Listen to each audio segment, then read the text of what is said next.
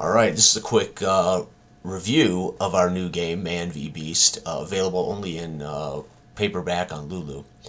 Man v Beast, a fantasy swords and monsters role-playing game, written, designed by myself. All art created free for free use with AI. Again, for me to make these games and provide them relatively cheap. It's nice to have some aesthetic, although I much prefer to hire artists. I just don't have the money to do so. But there's a little bit of art in the book.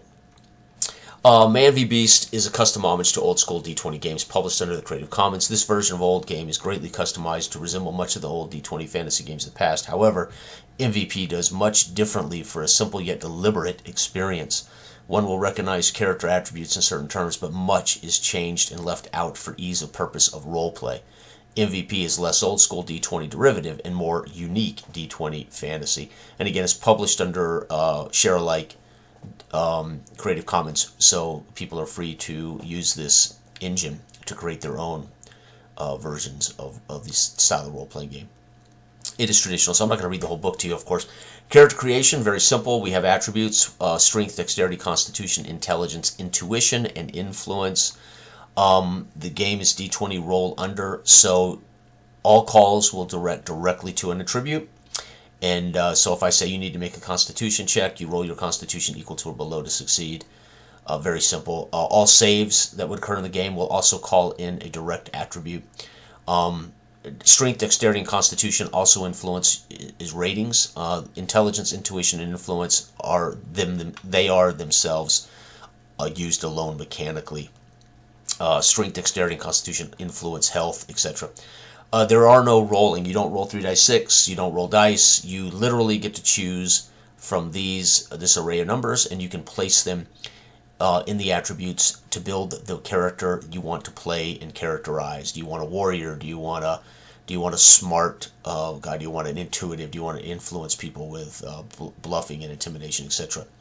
Right. So you place these numbers into those, and then we move on to the derivative stats. Strength dictates your melee damage, which is set.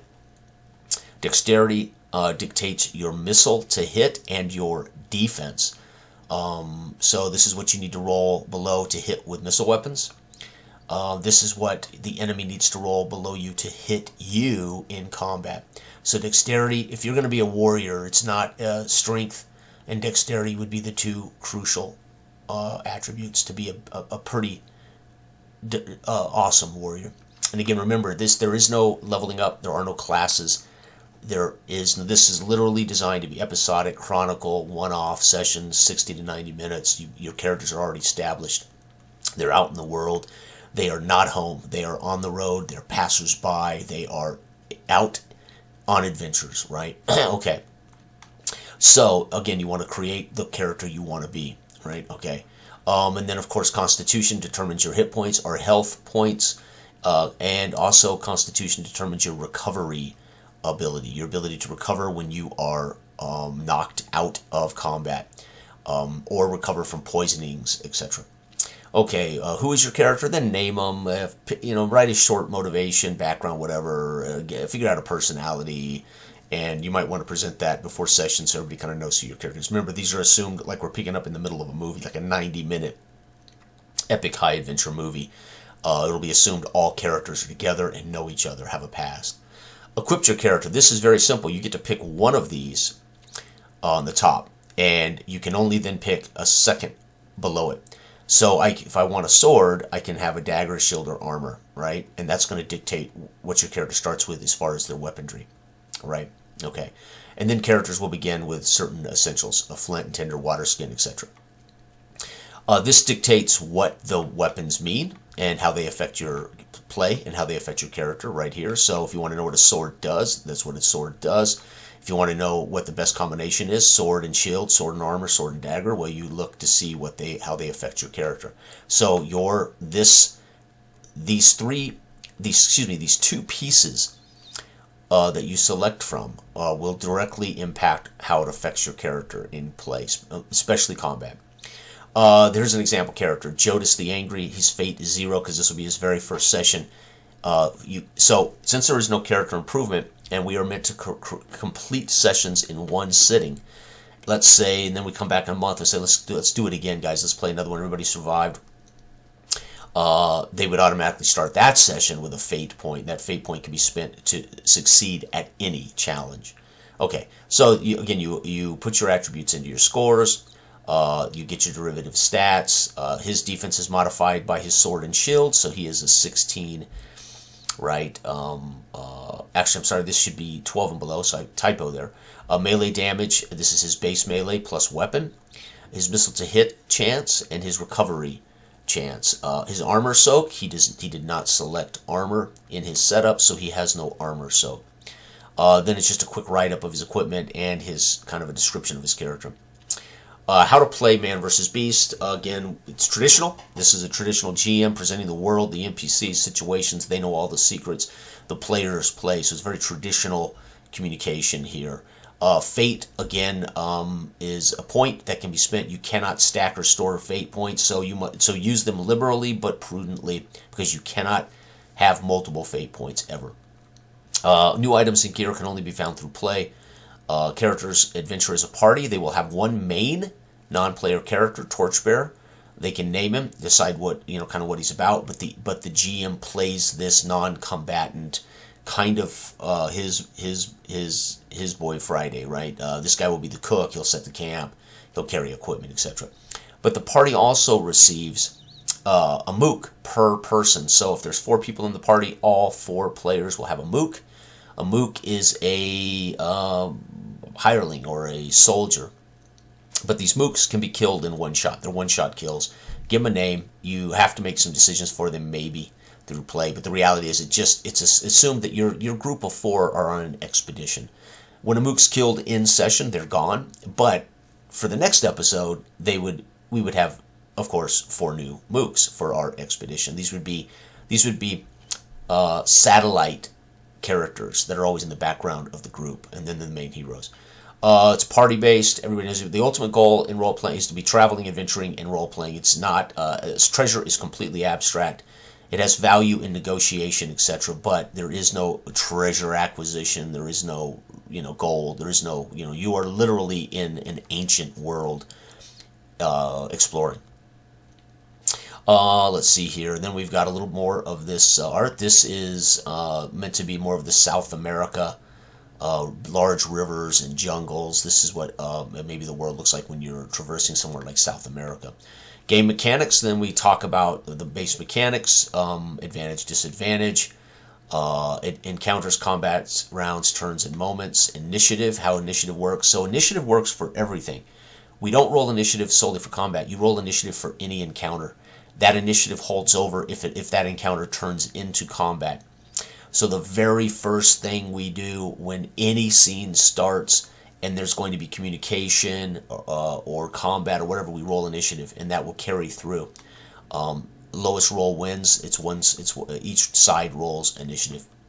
Very simple. Combat actions, melee, missile, and improvised actions. So the game consists of one ranged turn unless both parties cannot get into melee, right? So let's say they're shooting each other from a boat or from a gorge with a gorge between them. But the first turn of all combat will start with one ranged round. That's where you could launch your missiles. Then it is assumed everybody clashes into melee. This is a close combat, man versus beast, violent orgy of combat.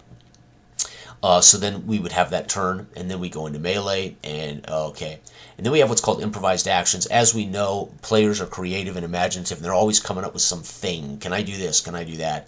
And that falls under improvised actions, what are called IAs. So if it doesn't fall into missile or melee, or it can be attributed to missile and melee, it would be considered an improvised action. This would be trying to blind a foe, disarm a foe, shoot a weapon out of a foe's hand, or something like that. Movement is theater of the mind. The game does not use maps and minis. It is therefore abstracted, relative, and descriptive. So movement during play and combat will be defined by actual movement if they're at range, or we're in melee, if we're moving across the gorge, if we're swinging across a pit, whatever. It's all descriptive, narrative, and relative, right? Saves are special. It's generally going to be called into play when something happens to your character. However, A GM can also ask you to make a save versus something as basically just asking for a check, right? But this will most likely be when something happens to your character. But if somebody says, hey, I want to leap across this pit, that's a strength check, but the GM might refer to it as, hey, make a save versus strength to jump this pit. Opposed checks, there are none. 0 opposed checks in the game because we have improvised actions and we have saves. Therefore, we do not need opposed checks. Defensive fighting, if you have a shield or a sword or both, you are allowed to fight as a defensive fighter. And there is an effect on that. If you are, there is such thing as a fighting retreat or flee. It's the same concept, but you have to make a dexterity save to successfully escape combat. Every person in the party must successfully escape combat. Okay. Healing, well, you don't heal because this is one movie, this is one episode, this is one-off session. So you need to be aware of all the dangers and all the damage that you undertake because you cannot heal during session. You will heal between sessions. It's assumed you're healthy and in a whole new adventure in the next session. However, if you're hit to 0 or below and knocked out of play where you're basically dying, if you make a recovery roll, you'll return to half health. So you could end up in one session having 3 or 4 recovery rolls, and if you make all those rolls, you'll get back up to half health during session. If you fail those rolls, you die. You're out of the game. So it's a pretty serious roll. Recovery is life or death, but if you do, you're back up to half your health for the remainder of the session, and that can happen 2 or 3 times in a session. We use the D20 system, D20 and under for everything. 1 is always a success, 20 is always a failure. There are no crits. We never use plus and minus adjustments. So you will never say, yeah, go ahead, I'm going to give you a +1 to this. We don't mess in with math at all. We use advantage or disadvantage. So if you want to advantage a player, then you give them advantage. If you want to disadvantage a player, you give them disadvantage. You do not use arbitrary +1, +2, -1, -2. It's too confusing. It's pointless. Creature sessions. Adversaries, beasts, creatures, monsters, and NPCs. They all fall under mooks or mains. Mooks are one-hit kills. They generally don't have a lot of specials. Mains are like characters. They won't have attribute scores, but they will have full health. They will have full abilities, and many mains will have a special ability, or at least, like a main NPC may not have any special ability, but he will be more formidable. And mains get to make recovery checks as well, so when they are knocked out of combat, they can make a recovery check to recover. Mooks cannot. They're dead. Dead or dead, right? Okay. So it describes what a mook is and a main is, and then I give an example of a main, what a main might look like, right, with a write-up. However, the game doesn't use creature entries. It uses a table of generalized creatures as a guideline. You can use it literally per play, or you can grab a mammal and create your own, describe your own, and tweak those numbers to make your own mammal, right? Okay. Base creature listing, and we define what this is. This is creature type, health, whether it's a mook or a main, defense, melee damage, missile to hit number, armor soak, recovery, and special. Okay. So here's what our entire bestiary table looks like. Again, we have a listing of animal types and monster types. You can use it literally, or you can say this is a certain type of fish and tweak the numbers a little bit, right? You'll notice anything with a 1 is a mook. It's a one-hit kill, right? Anything with larger health is a main, okay? Over here is special, what they can do. Maul, ravage, fear. There's 3 types of fear, A, B, and C, and there's poison, 3 types of poison, A, B, and C. They all have a different effect. And there's equipped, and there's gaze. Most min mooks will have equipped, as well as main mooks. In other words, their numbers may be based on their weapons and equipment, right? And then the number, which I think is updated. Whoops, I should have checked my numbers before I published, but oh well. And then this describes fear and how it works and the different types of fear, and then of course poisons and how they work, the different types of poison. Equipment, and then gaze and how it works, maul, how it works, and ravage, how it works. Game Master, this is a short one-page, basically how we suggest you Game Master this particular game. We talk about the prep and style, we talk about setting, era, and genre, and that's about it. So, most people who play are experienced. If you're playing a D20 or you're playing a derivative OSR style game like this, you know how to GM, I guarantee it. And all of your tools, all of your mastery will will will be easy to do in this game. This is only asking that you remember there is no leveling up. Most sessions should be designed for 60 to 90 minute high adventure. There are no cliffhangers, so if the session's over and it ends right in the middle of a fight and everybody's alive, that's it. Session's over. When we pick up next week, we don't pick up in the middle of the fight. We advance time and we assume our characters survived that battle. We don't resolve it. And they all get a fate point for having survived, right? So try to time your sessions where you're not right in the middle of a fight at the end. But the great thing is, they are episodic. We're characters, and we just go to the next session, right?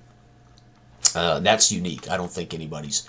A lot of people won't like the idea of that, but trust me, it'll over the course of a series of sessions, you'll begin to see how it resembles certain episodes that were not tied together in old television and old serials, right? That weren't literally tied together. Here's a little AI created art of the lost city of Atlantis. Again, I typed in all the prompts and produced this art. And then I give an idea of what our genre and setting look like. You know, I talk about Gobekli Tepe, and we're really going back to 13. We're going back to a pseudo-Conan-esque 13,000 ancient, where there's different continents like Mur and etc., right, that were supposedly destroyed in a catastrophic flooding, right? Okay. And then I literally write this like I'm speaking to people. It's a little more colloquial than it is formal. I talk about think about South America, what it would look like with epic metropolises in the jungle or villages at these times. It is fantasy, of course. Again, AI generated art for this the city of Lemur in the continent of Mur. Inspiration, again, I say think Conan stories, Greek myth, and newly discovered ancient sites of Turkey, South America, North America, right? And then, of course, we get into examples of play. Again, it's only a 27-page book. It is simple, old school. Pick it up and go, man. You should be able to do this thing. And this is an example of initiative and missile combat poison saves, right here. And then I have an example of encounters, initiative, and non-combat examples, right? And that's pretty much covers how the game works. And then designer notes. I remind what the key elements are. This is meant to be 90 to 60-minute one-off adventures. Fate is awarded for the next session, not for the session you're in, and you can only have one fate at a time. Characters heal between sessions. They do not heal in session. Characters do not level up or improve. You are seasoned, capable veterans of the world. Your characters are mature and established, right? They're already doing the thing. It plays traditionally. GMs and players communicate. Roll the dice as needed to resolve actions and challenges. MVP uses a single D20 for all mechanisms. You will always want to roll low. MVP, 20 always fails, 1 always succeeds. It's a high adventure with lots of dangers, combat, and killing. Treasure is narrative. Special items must be found or obtained through session play, like special weapons or maybe new armor that has a different stat effect, which the GM is going to have to create because I don't provide magical weapons or special weapons in here. But certainly the GM would be free to create a weapon that the group is seeking, and it's going to be, for the warrior, it's going to be a fantastic boon if they survive to get the weapon, right?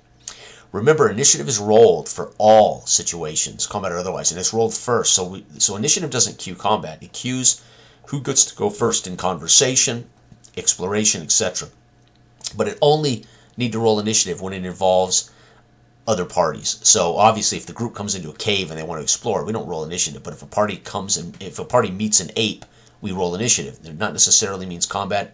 It means whoever gets to go first. The ape then could try to escape, right?